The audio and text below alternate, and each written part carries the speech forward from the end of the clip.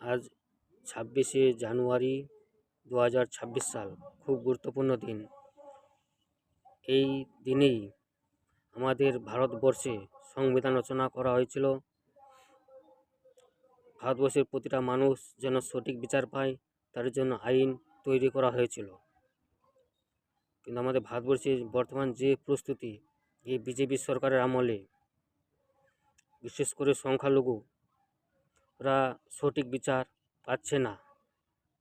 তাদের জাতিগত ও ভাষাগতভাবে অত্যাচার করা হচ্ছে।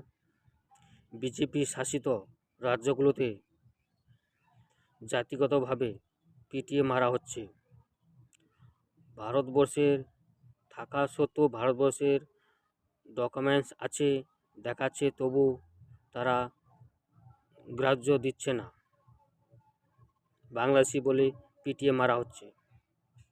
এই হচ্ছে আমাদের ভারতবর্ষের বর্তমান অবস্থা।